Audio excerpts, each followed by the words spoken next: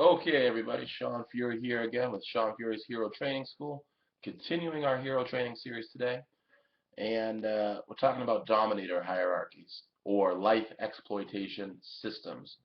So, one big point I want to make sure you grasp is that just like your car is a system which runs on gasoline, right, and oil, stuff like that, uh, systems or social ecosystems specifically are systems which run on habit. Okay? They're systems which run on habit. Can you try to remember that? Because what I mean by habit is the behavioral habits of human beings. So, what are your habits of thinking and action, right? What are your habits of approach and response? More specifically, um, if I respond a certain way, if I approach you a certain way, do you respond to me in a certain way that matches that? Like, if I'm in a bad mood, are you in a bad mood too? And we both are happily in a bad mood together, right? So we might be acting as an interlocking relationship, right? So, for example, you might wonder how these dominator hierarchies are constructed and maintained, right?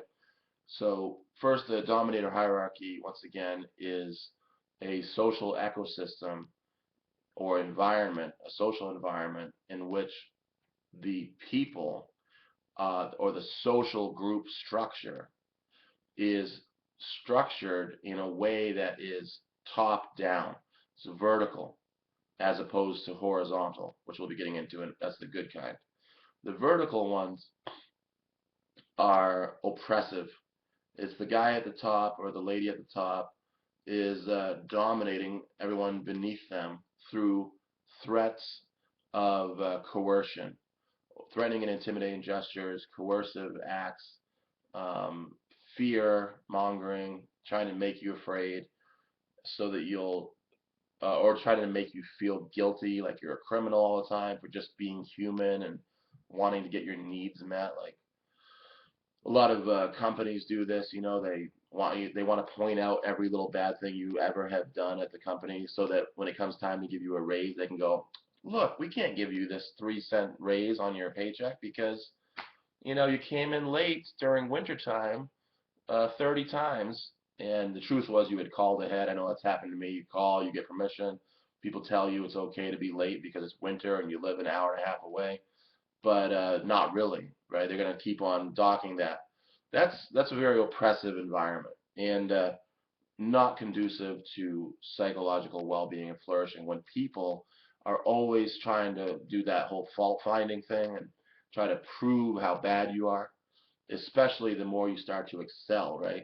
So in a dominator hierarchy, the goal of the person at top of the ladder there is to maintain power over others through the use of force strategies, which are often described as forms of abuse, right? Some people call them power and control strategies, but I want you to be able to separate power from force. Power is a good thing. Empowerment is a good thing.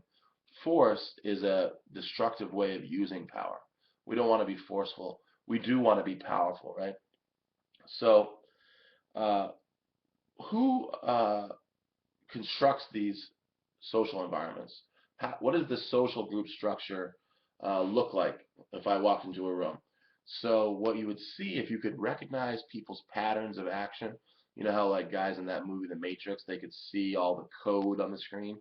If you can walk in and you can see beyond people's surface features and their surface behaviors, and you can see, uh, you can remember that they act the same way whenever they're presented with the same kind of situation, even if it happens in different places with different people.